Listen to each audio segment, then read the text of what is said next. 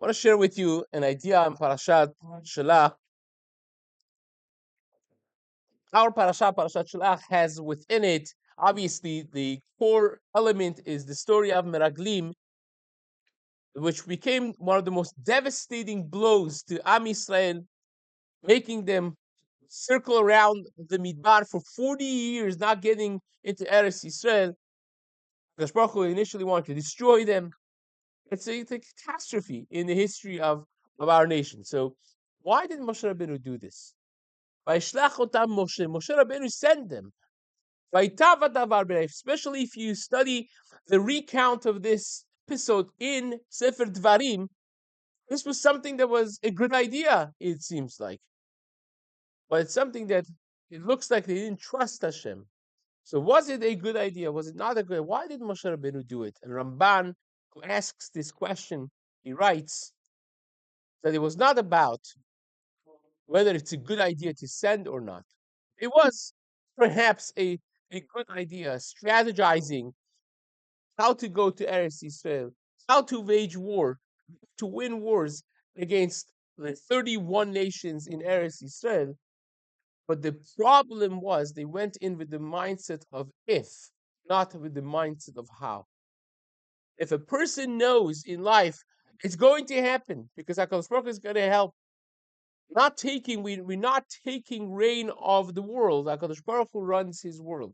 He said he's going to give you the Eretz Yisrael. He is.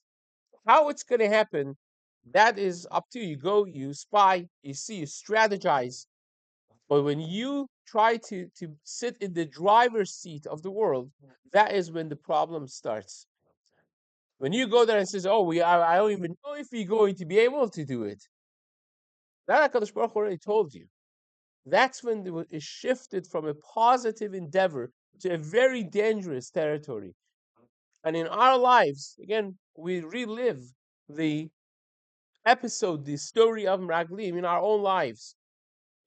We know that HaKadosh Baruch Hu gives parnasa. We know HaKadosh Baruch Hu runs the world. A person's success in his life depends on HaKadosh Baruch Hu. We know that.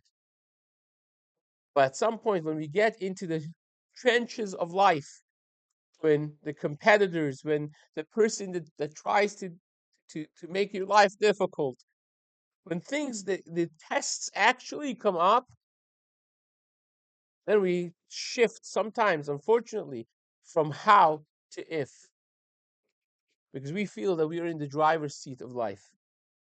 And that's the nisayon of Meraglim. Ramban writes that was the problem.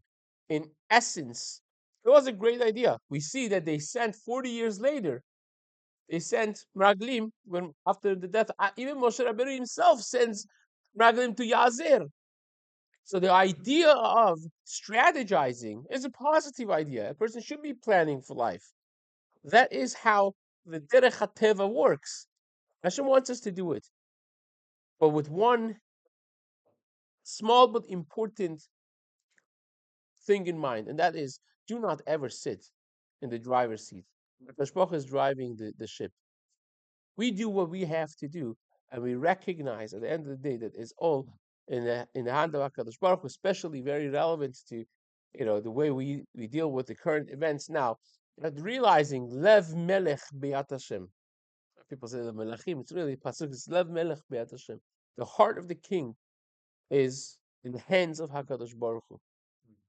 He decides how the big decisions are going to happen. We nevertheless have to do our part, and that becomes that gray area is ours to do the right thing.